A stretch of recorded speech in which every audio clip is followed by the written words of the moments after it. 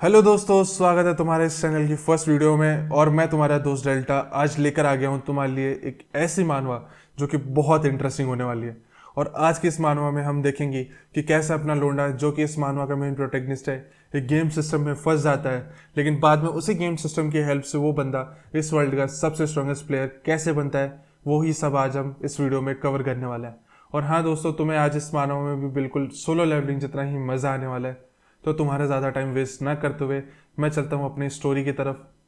लेकिन उससे पहले मैं तुम्हें इस मानवा का नाम बता दूं, जो कि है the max level players 100th regression.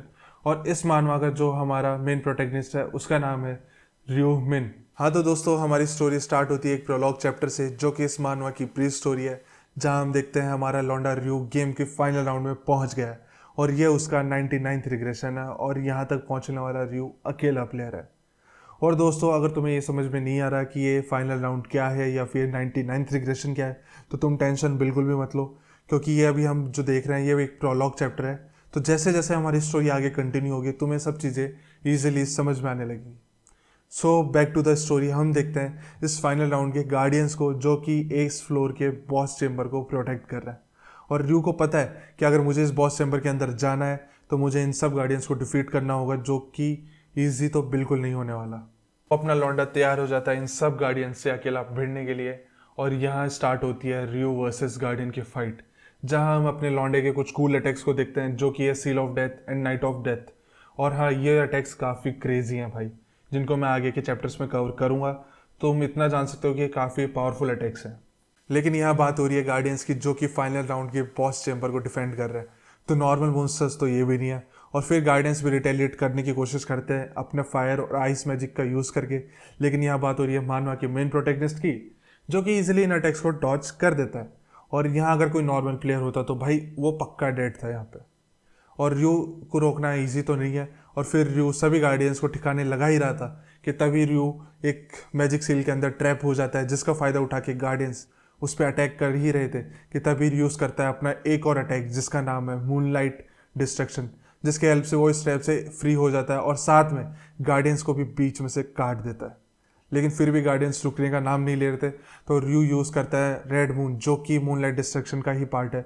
और इस अटैक के बाद रयू फाइनली सभी गार्डियंस को ठिकाने लगा देता है। लेकिन उसके मन में अभी भी एक सवाल था कि आखिर ये सारे गार्डियंस किस चीज़ को प्रोटेक्ट कर रहे हैं। और रयू फिर बॉस चेम्बर की तरफ जाने लगता है, जहाँ उसे दिखता है एक टेम्पल जैसा स्ट्रक्चर। और उस स्ट्रक्चर में उसको दिखता है एक डोरवे, जो कि देखने में बिल्कुल बॉस चेम्बर के गेट की तरह लग रहा था। और रयू इस चीज़ का राज जानने के लिए उसके अंदर एंटर करने की कोशिश करता है कि तभी उसके सामने एक अलर्ट विंडो ओपन होती है, जहाँ एक कंडीशन थी। और वो कंडीशन ये है कि अगर किसी को बॉस चेम्बर में एंटर करना है तो तुम्हें एटलीस्ट 5 प्लेयर चाहिए अपनी पार्टी में। और अगर प्लेयर इस कंडीशन को फुलफिल करने में फेल होता है तो उसकी 5 सेकंड में डेथ हो जाएगी। जिसको देख के रयू काफ़ी फ्रस्ट्रेट और गुस्सा होता है और ये सोचता है कि क्या मेरी जर्नी ऐसे एंड होगी। और तभी 5 सेकंड के बाद हम देखते हैं इस मैसेज को, जहाँ लिखा है यू आर डेड। अब यहाँ तुम लोगों के मन में शायद ये सवाल आया होगा कि क्या रयू सही में मर गया। तो इसका आंसर है बिल्कुल नहीं। भाई कौन सा मेन प्रोटेगनिस्ट मानवा में मरता है यार। एनीवेज, फिर हम देखते हैं कि यहाँ रयू एक कंडीशन को फुलफिल करता है, जिसकी वजह से रूइन ऑफ रिग्रेशन एक्टिवेट हो जाता है और पूरा टाइम रिवाइंड हो जाता है फर्स्ट राउंड के स्टार्ट होने से पहले के टाइम तक। और यहाँ रूइन ऑफ रिग्रेशन भी अपनी यूजेस लिमिट तक पहुंच जाता है, जो कि है 100। और फिर ये रूइन ऑफ रिग्रेशन यहाँ डिसअपियर हो जाता है। तो दोस्तों, अब यहाँ पर तुम लोगों में से काफ़ी लोगों को समझ में आ गया होगा कि मानवा के नाम में 100th रिग्रेशन क्यों है। Yes, you guys are right. अब होगा हमारे मेन प्रोटेगनिस्ट रयू का 100th रिग्रेशन, और ये अटेम्प्ट रयू का फाइनल एंड लास्ट अटेम्प्ट होने वाला है। और अब यहाँ स्टार्ट होता है हमारे लॉन्डे का 100th एंड फाइनल रिग्रेशन। और हम देखते हैं एक सिटी के एक ऐसे एरिया को जहाँ सब लोग इकट्ठा हुए हैं न्यू ईयर के सेलिब्रेशन के लिए। और हम देखते हैं कि अपना मेन प्रोटेगनिस्ट रयू भी यहाँ पे आया हुआ है, मतलब यहाँ कुछ क्रेजी होने वाला है। लेकिन हम यहाँ पर एक नमूने को भी देखते हैं, जो कि अपने फ्रेंड्स कम साइड किक ज़्यादा टाइप लोगों के साथ आया हुआ है। और अगर ये लौंडा हमें दिखाया जा रहा है तो ये आगे चल के मानवा में शायद कुछ इंपॉर्टेंट रोल प्ले करेगा। एनीवेज, फिर हम देखते हैं इस नमूने का नाम है योंग मिन। और ये अपने दोस्तों को बोलता है कि मुझे ग्रेजुएशन के बाद बनना है गैंगस्टर। देख रहे हो दोस्तों, लोग बोलते हैं मुझे ग्रेजुएशन के बाद बनना है डॉक्टर, इंजीनियर, लेकिन भाई को बनना है सीधा गैंगस्टर। जिसको सुनकर इसके बाकी दोस्त बोलते हैं कि भाई ये काफ़ी रिस्की होगा, लेकिन योंगमिन अपना यहाँ ज्ञान स्टार्ट करता है और बोलता है कि तुम एक बार जीते हो तो मुझे ऐसे ही जीना है। जिसको सुनकर इसके बाकी सब दोस्त मन में सोचते हैं कि ये रिटायर्ड है और हम ग्रेजुएशन के बाद इससे अपने सारे कनेक्शन कट कर देंगे। और फिर तभी इनकी नज़र पड़ती है रियो के ऊपर और यहाँ हमें पता चलता है कि इन लोगों ने रियो को पहले भी बहुत बुली किया हुआ था और ये अभी भी रियो का मजाक उड़ा रहे हैं। और यहाँ योंगमिन बोलता है कि मैं तो इसे ग्रेजुएशन के बाद भी नहीं छोड़ने वाला। तभी यहाँ सब लोग न्यू ईयर सेलिब्रेशन का काउंटडाउन स्टार्ट करते हैं और रियो योंगमिन की तरफ देखता है, जिसको देखकर योंगमिन फिर से गुस्सा हो जाता है और बोलता है कि ये मुझे घूर कैसे रहा है। लेकिन योंगमिन के बाकी दोस्त योंगमिन को रोक लेते हैं और उसे बोलते हैं कि जाने दे इसे। तब योंगमिन थोड़ा शांत होता है और बाकी सब लोग एक दूसरे को न्यू ईयर विश करते हैं और उसके बाद बोलते हैं कि भाई फाइनली हम एडल्ट्स बन चुके हैं।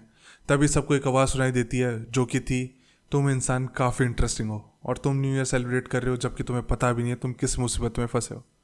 और फिर हम देखते हैं आसमान में जहाँ एक एंजल अपीयर होती है, जो कि नाम की एक एंजल है। क्यों, वो तुम्हें आगे पता चलेगा। और ये सबको बोलती है कि तुम इंसान हम एंजल्स के लिए केज में पड़े हुए मंकीज से ज़्यादा कुछ नहीं हो। इस एंजल को देखकर सब लोग सरप्राइज रहते हैं और लग रहा था कि शायद ये न्यू ईयर का कोई ब्रॉडकास्ट का पार्ट होगा, लेकिन ये सब देखकर एक बंदा था जो बिल्कुल भी शॉक्ड नहीं था और वो था रियो। फिर हमें पता चलता है कि एंजल ये सबको ट्रैश की तरह ट्रीट करती है, जिसके रिप्लाई में एक बंदा एंजल को सुनाता है और एंजल को ये चीज़ पसंद नहीं आती तो वो गुस्से में उस बंदे का सर उड़ा देती है, जिसको देखकर सबकी फट जाती है। फिर एंजल सबको बोलती है कि सालो तुम्हारी औकात नहीं है जो तुम मेरे से क्वेश्चन करो, और अगर तुम जिंदा रहना चाहते हो तो बिल्कुल शांत रहो और जैसा मैं बोलती हूँ उसे ध्यान से सुनो। अब हम स्टार्ट करेंगे एक गेम और इस गेम में होंगे टोटल 20 राउंड्स और हर महीने की पहली तारीख को तुम्हारी सोल एक न्यू डायमेंशन में टेलीपोर्ट होगी ताकि तुम इस गेम में पार्टिसिपेट कर पाओ। और फिर तुम्हें जो क्वेस्ट मिलेंगे उन क्वेस्ट को तुम्हें कंप्लीट करना पड़ेगा और अगर तुम क्वेस्ट को कंप्लीट करते हो तो तुम्हें रिवॉर्ड्स मिलेंगे और तुम रियल वर्ल्ड में भी वापस आ पाओगे। लेकिन फिर एंजल बोलती है कि तुम अगर ये सोच रहे हो कि तुम सब अगर क्वेस्ट कंप्लीट कर लेते हो तो तुम सब बच जाओगे तो तुम गलत हो, क्योंकि तुम लोगों में से सिर्फ आधे लोग ही सर्वाइव कर पाएंगे जिन्होंने क्वेस्ट पहले कंप्लीट किया होगा। जिसको सुनकर सब लोग फिर से डर जाते हैं और लेकिन फिर एंजल सबको बोलती है कि तुम लोग चिंता मत करो, मैं तुम सबको गेम में नहीं लेकर जाऊंगी, केवल 15 से 29 ईयर्स की एज तक के लोग ही इस गेम में पार्टिसिपेट करेंगे। और फिर हम देखते हैं कि टोटल नंबर ऑफ पार्टिसिपेंट जो कि है अराउंड 1.8 बिलियन। और ये सब एक्सप्लेनेशन के बाद स्टार्ट होता है एंजल का गेम और यहाँ हमें पता चलता है कि एंजल ने सबको एक इंडिविजुअल स्पेस में डाल रखा है जहाँ लोग अपना कस्टमाइज अपीयरेंस और नेम चूज़ कर सकते हैं। और ये कस्टमाइजेशन सिर्फ एक बार हो सकती है, मतलब एक बार तुमने जो चूज़ कर लिया वो बाद में चेंज नहीं हो पाएगा। और फिर हम यहाँ देखते हैं अपना लौंडा रियो जो कि अपना ओल्ड नेम और सेम अपीयरेंस चूज़ करता है जो कि उसने पहले 99th रिग्रेशन में यूज़ की थी, और वो चूज़ करता है अपना पुराना नेम जो कि था ब्लैक साइथ। और फिर रियो और बाकी सब लोग एक न्यू डायमेंशन में टेलीपोर्ट हो जाते हैं और इसी के साथ हमारे मेन प्रोटैगनिस्ट रियो मेन का कंप्लीट होता है 100th रिग्रेशन। और यहाँ रियो ने अपनी ओल्ड बॉडी और सेम नेम चूज़ किया है जो कि उसने अपने प्रीवियस 99th रिग्रेशंस में यूज़ किया था। अब दोस्तों मैं यहाँ से आगे रियो को ब्लैक साइथ के नाम से भी रेफर कर सकता हूँ, तो तुम लोग कंफ्यूज मत होना, ये दोनों एक ही बंदे के नाम है। ब्लैक साइथ रियो का ही इन गेम नेम होगा और रियो अपना रियल नेम बाकी प्लेयर्स और एंजल से हाइड रखेगा। Anyways back to the story. हम यहाँ बाकी दूसरे लोगों को भी देखते हैं जिन्होंने अपने लुक्स और पर्सनैलिटी पे काफ़ी नोटिसेबल वर्क किया है, जिसको देखकर ब्लैक साइथ यानी अपना रियो बोलता है कि इन लोगों ने फिर से सेम मिस्टेक करी है। अगर तुम लोगों की पर्सनैलिटी और लुक्स काफ़ी ज़्यादा नोटिसेबल है तो तुम ईजिली टारगेट बन सकते हो। उसकी वजह से अगर तुम यहाँ मरते हो तो रियल वर्ल्ड में भी तुम मारे जाओगे। और फिर हम देखते हैं योंगमिन को जिसने भी सेम मिस्टेक करी है बाकी लोगों की तरह, और ये नमूना फिर से एक बफ बॉडी को चूज़ करता है। और एंजल यहाँ सबको देखकर बोलती है कि लगता है तुम्हें अपने नए अवतार पसंद आए हैं। और सारे 1.8 बिलियन पीपल यहाँ आ गए हैं तो सियोल के सारे ह्यूमंस भी यहाँ पे प्रेजेंट होंगे। फिर लोग इधर उधर देखते हैं और सोचते हैं कि यार 1.8 बिलियन लोग तो लग नहीं रहे है। तो यहाँ हमें पता चलता है कि सारे 1.8 बिलियन ह्यूमंस एक ही जोन के अंदर नहीं है, उनको अलग अलग जोन्स के अंदर डिवाइड किया गया है और हर जोन की एक रिप्रेजेंटेटिव या फिर रूलर है और हर जोन को एक एंजल असाइन की गई है। और फिर एंजल सबको गेम के बारे में थोड़ा एक्सप्लेन करती है और बोलती है कि जैसे तुम बोलोगे स्टेटस विंडो तो तुम्हारे सामने एक स्टेटस विंडो ओपन हो जाएगी, तुम्हारी इस स्टेटस विंडो को कोई दूसरा प्लेयर नहीं देख पाएगा। और फिर हम देखते हैं ब्लैक साइथ के स्टेटस विंडो जहां हम ब्लैक साइथ का रियल नेम भी देख सकते हैं। ऑब्वियसली बाकी लोग इस चीज़ को नहीं देख पाएंगे क्योंकि ये प्राइवेट है। और हम देखते हैं कि ब्लैक साइथ के सारे लेवल्स, स्टैट्स और सारी स्किल्स और पावर्स सब ब्लैक साइथ के 99th रिग्रेशन के फेल होने के बाद रीसेट हो गया, तो मतलब ब्लैक साइड को फिर से सब चीज़ें ग्राइंड करनी पड़ेगी। और यहीं हम एंजल को देखते हैं जो कि सबको बोलती है कि सालो तुम अपने स्टैट्स देखो, तुम बिल्कुल ट्रैश हो, तुम स्ट्रांग बनो, और अगर तुम एंड तक सर्वाइव कर पाते हो और 20th राउंड को क्लियर कर देते हो तो तुम इस गेम से फ्री हो जाओगे और तुम्हारी एक विश को भी पूरा किया जाएगा। और अगर तुम ये सब समझ गए हो तो अपनी इन्वेंटरी देखो, मैंने तुम्हारे लिए गिफ्ट प्रिपेयर किया है और सबको मिलता है एक रैंडम र्यून। अब जिन लोगों को नहीं पता उनको मैं बता दूं, यार रैंडम र्यून एक टाइप का मैजिकल स्टोन है जिसको यूज़ करने से तुम्हें कुछ भी रैंडम पावर्स मिल सकती हैं। और फिर एंजल बोलती है कि अगर तुम इसे हाथ में लेके बोलोगे यूज़ तो तुम इस आइटम को यूज़ कर पाओगे। और फिर सब अपना अपना र्यून यूज़ करता है। एक्चुअली सब नहीं करता है, कौन है जिसने यूज़ नहीं किया वो तुम्हें आगे पता चलेगा। एनीवेज फिर एंजल सबका रिएक्शन देख के बोलती है कि तुम्हारे लक पे डिपेंड करता है कि तुम्हें कौन सी पावर या स्किल मिलेगी। तो अब तुम लोगों को अपने अपने र्यून्स मिल गए हैं, तो अब हम सबसे मज़ेदार चीज़ स्टार्ट करते हैं। और फिर सबके सामने फर्स्ट राउंड की क्वेस्ट अपीयर होती है जहां हम देखते हैं कि हर एक प्लेयर को 100 गॉब्लिन्स मारने होंगे। और इस क्वेस्ट के नीचे हमें सारे रीजन्स को मिला के टोटल नंबर ऑफ पार्टिसिपेंट्स भी देखने को मिलता है जो कि यहाँ 1.8 बिलियन, जिसमें से सिर्फ आधे लोग ही सर्वाइव कर पाएंगे। और यहाँ हम करंट रीजन जो कि सियोल है, जहाँ से अपना ब्लैक साइथ भी आया है, उसके सारे जो पार्टिसिपेंट्स हैं उनको देख सकते हैं। उनका नंबर भी है टोटल 10,286। और हर रीजन को एक कोड वर्ड से डिनोट किया गया है। जैसे सियोल को एक कोड नेम दिया गया है जो कि है ESKS455। एनीवेज अब यहाँ पर एक गॉब्लिन अपीयर होता है और उसको देख के काफ़ी लोगों को ये लगता है कि शायद हम कोई VR गेम में तो नहीं है। तभी एंजल बोलती है कि बेटा इतनी जल्दी एक्साइटेड मत हो, अभी तो सारे गॉब्लिन्स समन भी नहीं हुए। और देखते ही देखते वहाँ काफ़ी सारे गॉब्लिन्स आ जाते हैं जिसको देखकर सभी प्लेयर्स की फट जाती है। और ये सब देखकर एंजल बोलती है कि 10,000 ह्यूमंस वर्सेस 50,000 गॉब्लिन्स, तो मरते दम तक लड़ो।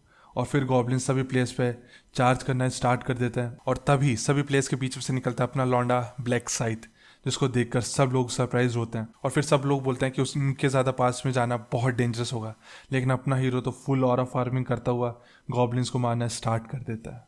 और फिर रियो अपने मन में सोचता है कि मुझे अपनी पावर इन सभी प्लेयर्स के दिमाग में इम्प्रिंट करनी होगी ताकि ये लोग फ्यूचर में मेरे से करने की कोशिश ना करें। और साथ ही मुझे इस एंजल की अटेंशन भी ग्रैब करनी होगी और इसके लिए मुझे बेटर परफॉर्म करना पड़ेगा। और फिर ब्लैक साइथ गॉब्लिन के डैगर से ही उन पे अटैक कर देता है और उनको मारना स्टार्ट कर देता है, जिसको देख के काफ़ी लोग ब्लैक साइथ से बहुत इंप्रेस होता है। और कुछ लोग ये देख के ये भी बोलते हैं कि गॉब्लिन्स तो गेम के वीकेस्ट मॉब्स होते हैं, तो हम इन्हें ईजिली डिफीट कर देंगे। लेकिन इतने में ही गॉब्लिन्स उन पे चार्ज कर देते हैं और सब लोगों की फट जाती है और सब लोग अपनी बचाते हुए इधर उधर भागने लगते हैं। और यहाँ पे ब्लैक साइथ ये सब देखकर मन में सोचता है कि अब शायद कोई इसे सिर्फ एक गेम समझ के गलती नहीं करेगा और सबके मन में सिर्फ एक ही थॉट होगा जो कि है सर्वाइवल का। और इस सर्वाइवल इंस्टिंक्ट की वजह से सब लोग बचकर भागने की कोशिश करेंगे। और मैंने भी सेम गलती करी थी, लेकिन 2 बार मरने के बाद मुझे रियलाइज़ हो गया था कि एक सर्टेन डिस्टेंस के बाद तुम इस डायमेंशन से आगे एस्केप नहीं कर सकते। और जिन लोगों ने पहले कभी किसी भी छोटे से छोटे एनिमल को भी नहीं मारा, उनको अगर सर्वाइव करना है तो अपने इस फियर को ओवरकम करना पड़ेगा। और इस सारी फाइट्स को देखकर एंजल बड़े मज़े लेते हुए बोलती है कि भले ये गॉब्लिन्स एक बच्चे के साइज़ के क्यों ना हो, लेकिन अगर ये हाथ में डैगर लेकर भीड़ में तुम पर चार्ज कर रहे हैं तो तुम इनके सामने कुछ भी नहीं हो। लेकिन तभी एंजल की नज़र पड़ती है हमारे लौंडे ब्लैक साइथ पे, जिसने ऑलरेडी 70 गॉब्लिन्स को ठिकाने लगा दिया था। और एंजल सिर्फ रियो के इन गेम नेम जो कि है ब्लैक साइथ, उसको और क्वेस्ट प्रोग्रेस को छोड़कर बाकी किसी डेटा को एक्सेस नहीं कर पा रही थी और ये डेटा सिस्टम के थ्रू ब्लॉक किया हुआ था। एंजल ये देख के थोड़ा फ्रस्ट्रेट तो होती है, लेकिन फिर एंजल सोचते हैं कि इन इन्फीरियर ह्यूमन में से एटलीस्ट कुछ लोग तो हैं जो अच्छा परफॉर्म कर पाएंगे। लेकिन इससे इतना तो क्लियर हो गया था कि ब्लैक साइथ ने एंजल की थोड़ी तो अटेंशन ग्रैब कर लिया। और फिर हम ब्लैक साइथ को देखते हैं जैसे हर गॉब्लिन मारने पर 4% XP और 10 गोल्ड मिल रहा था। और साथ ही साथ हम ब्लैक साइथ की क्वेस्ट प्रोग्रेस भी देखते हैं जो कि ऑलरेडी 75 तक पहुंच चुकी थी। मतलब अब क्वेस्ट कंप्लीट करने के लिए उसे सिर्फ 25 गॉब्लिन्स और मारने पड़ेंगे। और देखते ही देखते ब्लैक साइथ लेवल 4 पे पहुंच जाता है, जहां हमें पता चलता है कि हर लेवल अप पे तुम्हें 2 स्टेट पॉइंट्स मिलते हैं। और ब्लैक साइथ अपने सारे स्टेट पॉइंट्स को अपनी एजिलिटी में डाल देता है, जिसके हेल्प से ब्लैक साइथ की डॉज रेट और उसके साथ साथ अटैक और मूवमेंट स्पीड दोनों इंक्रीज होगी। और फिर यू सोचता है कि मुझे एंजल ने भी नोटिस कर लिया है, तो अब मैं इस क्वेस्ट को फिनिश कर देता हूँ। और फिर यू देखते ही देखते क्वेस्ट को कंप्लीट कर देता है और साथ में एक बार और लेवल अप करता है। और यहाँ पे हमारा लौंडा रियो अपने रीजन में तो फर्स्ट आया ही है, साथ में ऑल ओवर सभी जोन्स को मिलाकर भी उसकी रैंक फर्स्ट आई है। और हमें यहाँ रिव्यू से पता चलता है कि अगर तुम टॉप 3 रैंकर्स में हो तो तुम्हें कुछ स्पेशल रिवॉर्ड्स मिलते हैं। और यहाँ तो अपना लौंडा रिव्यू फर्स्ट आए तो यहाँ रिव्यू को 2 रिवॉर्ड मिलता है। पहला रिवॉर्ड तो करंट जोन में फर्स्ट आने के लिए, जो कि है एक lower rank rare weapon selection coupon. और दूसरा रिवॉर्ड मिलता है for achieving rank 1 across all zones, जो कि है एक स्पेशल रिवॉर्ड सिलेक्शन बॉक्स। और फिर रिव्यू अपना फर्स्ट रिवॉर्ड जो कि वेपन सिलेक्शन कूपन था उसे यूज़ करता है और उसे 3 ऑप्शन मिलते हैं, जिसमें से रिव्यू चूज़ करता है एक डैगर को जिसका नाम है स्टाइल है, तो सॉरी अगर गलत प्रोनाउंस किया हो तो। इस वेपन के स्टेट्स हम देखते हैं जो कि एक बिगिनर लेवल के प्लेयर के हिसाब से काफ़ी ओपी है। और रिव्यू अपना पुराना डैगर फेंक देता है और अपना ऑल जोन्स वाला जो स्पेशल रिवॉर्ड सिलेक्शन बॉक्स उसे मिला था उसे वो बाद में ओपन करने के लिए रख देता है। और फिर रिव्यू अपनी स्टेटस विंडो ओपन करता है। भाई ये लेवल 4 क्यों है? आई गेस अभी रिव्यू ने एक बार और लेवल अप किया था जब उसने क्वेस्ट कंप्लीट करी थी। आई डोंट नो क्या हुआ ये, बट एनीवेज रिव्यू थोड़ा सरप्राइज होता है और उसका रीज़न ये था कि उसे एक टाइटल मिला है जो कि है लास्ट टाइम रिग्रेसर, जो कि एक हिडन टाइटल है। और रिव्यू ने ये अपने प्रीवियस 99th रिग्रेशन में ये टाइटल कभी भी नहीं देखा था। एनीवेज फिर रिव्यू यूज़ करता है अपना रैंडम र्यून जो उसे गेम के स्टार्टिंग में मिला था। और रिव्यू ही वो अकेला बंदा था जिसने अपना र्यून अभी तक यूज़ नहीं किया था। और रिव्यू जब इसको यूज़ करता है तो उसे मिलता है र्यून ऑफ रिग्रेशन, जिसको वो अपनी बॉडी में इम्प्रिंट करने की कोशिश तो करता है लेकिन वो फेल हो जाता है क्योंकि उसकी सोल में इस र्यून के फ्रेगमेंट ऑलरेडी प्रेजेंट थे। और यह हमें पता चलता है कि रिव्यू इस चीज़ को ऑब्वियसली यूज़ नहीं कर सकता, क्योंकि अगर वो इस चीज़ को इम्प्रिंट कर पाता तो वो इन्फाइनेट टाइम्स वापस रिग्रेस हो सकता था, मतलब टाइम में वापस पीछे आ सकता था।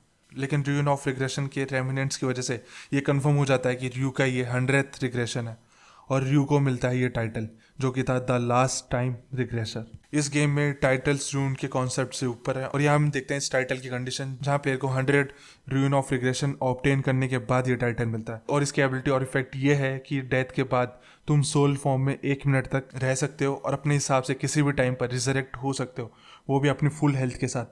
लेकिन ये एक सिंगल टाइम यूजेबिलिटी है, मतलब रिजरेक्शन के बाद तुम्हारा टाइटल डिसअपियर हो जाएगा। और र्यून्स को ऑब्टेन करना जितना डिफिकल्ट होगा उनका इफेक्ट भी उतना ही ज़्यादा बेटर होगा। और रिजरेक्शन एक स्पेशल एबिलिटी है जो कि स्पेशली प्रीस्ट के लिए बनाई गई थी और प्रीस्ट भी रिजरेक्शन के बाद केवल 30% हेल्थ को ही रिकवर कर पाता है और ये रिजरेक्शन कंप्लीट हेल्थ को रिस्टोर कर देता है। मतलब तुम समझ रहे हो कि अपने रिव्यू को कितनी ओपी चीज़ मिली है।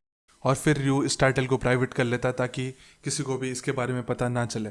और हम देखते हैं कि जिन लोगों ने भी क्वेस्ट कंप्लीट कर लिया वो सेफ जोन में आने लगते हैं।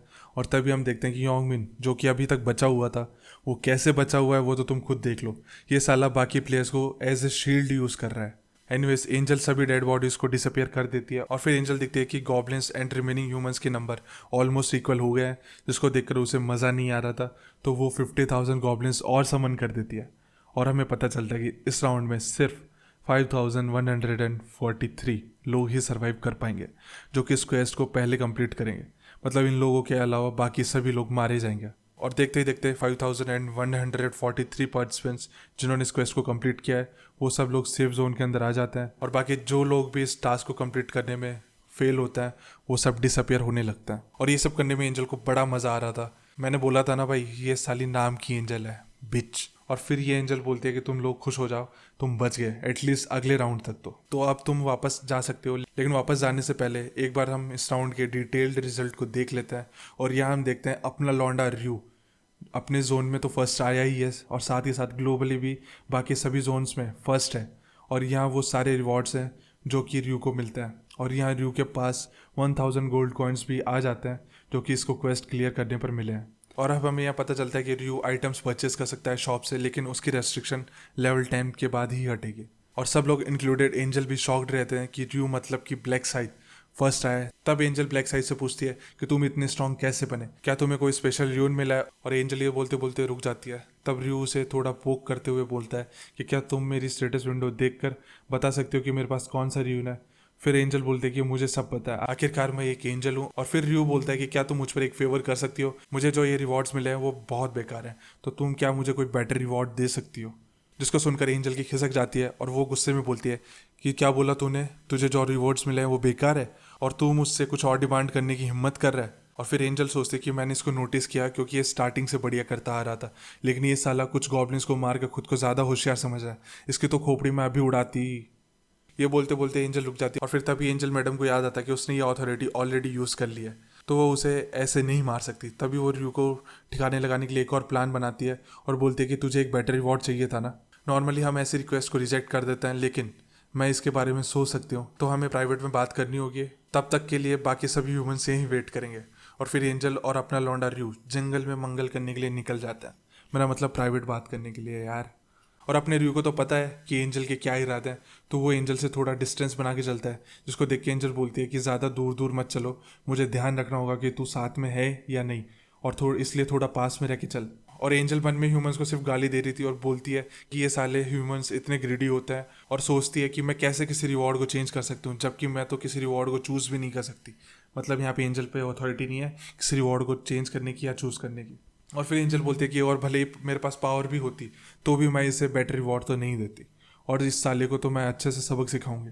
और फिर एंजल बोलती है कि मैं इसे इस पॉइंट के आगे ले जाके मार दूंगी, क्योंकि मुझे कोई विटनेस नहीं चाहिए जो मेरी कंप्लेंट करे मेरे सुपीरियर से, जिसकी वजह से मुझे काफ़ी प्रॉब्लम हो। और अगर मेरे सुपीरियर्स को पता चला कि मैंने इसे अपने पर्सनल ग्रजेस की वजह से मारा है, तो वो मुझे छोड़ेंगे नहीं। तो बस मुझे ध्यान रखना होगा कि ये शांति से मर जाए। और ये सारे ख्याली पुलाव पकाते हुए वो एंजल रयू से बोलती है कि तुझे रिवॉर्ड चाहिए था ना, आखिर किस टाइप का रिवॉर्ड चाहिए तुझे। और तभी वो देखती है एक मुक्का जो कि उसके हुलिये का नक्शा बिगाड़ देता है। मतलब कि रयू ने गॉब्लिन्स को तो पेला ही पेला, साथ में एंजल को भी पेल दिया। तो दोस्तों आज के लिए बस इतना ही। अब ये जानना इंटरेस्टिंग होगा कि इस सीरीज़ में और आगे क्या क्या होता है, और क्या रयू सही में एंजल को टपकाने वाला है जो इस जोन की रूलर है। अब इसका आंसर तो तुम्हें अगले पार्ट में मिलेगा। तो अगर ये वीडियो तुम्हें पसंद आई हो तो make sure to like this video, subscribe my channel and share it with your manhwa lover friends, जिनको किस टाइप की मानवा बहुत पसंद है। और अगले पार्ट के लिए कमेंट कर दो, वो भी तुम्हें जल्दी मिल जाएगा। तो होमिस मिलते हैं तुमसे अगले पार्ट में, तब तक के लिए सायोनारा।